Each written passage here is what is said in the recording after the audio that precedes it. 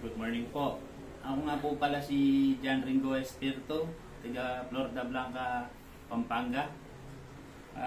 Na-dislocate po yung shoulder ko. Na-aksidente po ako sa kulong-kulong. Ilang taon na po yan? Mahigit isang buwan po. Isang buwan. Okay, isang buwan. Ito po, na-dislocate po ang kanyang kaliwang balikat mga kababayan. Yung x-ray nito mga kababayan, ito yung x-ray ni brother. Kaya itong buto na ito, galing po dito. Naputol dito, naputol doon. Kaya ito yung babalik po natin. Okay, ito po yung x-ray niya. Okay. Huwag dyan po sa mga taga-Florida, Pampanga.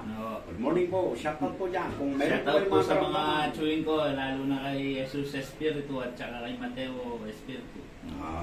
Okay. Ito po yung butas natin ha. May butas talaga. Yun yung nakalayo. Yan. Lambot mo ba? Nararamdaman ito. Yun. Yan na. Yan. Tutulak ko na. Yun na. Yun na. Padali ito. Yun.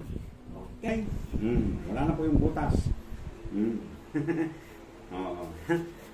na. Ganito. Yun.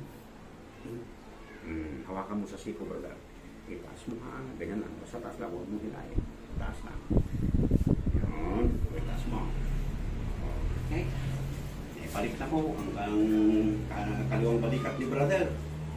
Taga Florida, Pampanga. Isin po yung kamay. Okay, balik mo po doon. Ako dyan po sa taga Florida, Pampanga. Ito po, naibalik na po ang kaliwang balikat ni brother na na-dislocate. Brother, ano pong masasabi mo nung naibalik? Ano pong naramdaman mo? Na ginawa nung... Okay. Naginhawaan po. Okay. Shoutout ka na po, pwede. Shoutout din po pala doon sa pinsan ko, lalo na kay Pepito. Okay. Yuson at saka kay Armando Estrada. Okay. Kung meron pa po kayong mga may karamdaman ng ito, mga dislocate, ipapauna ko po ang araw ng dislocate.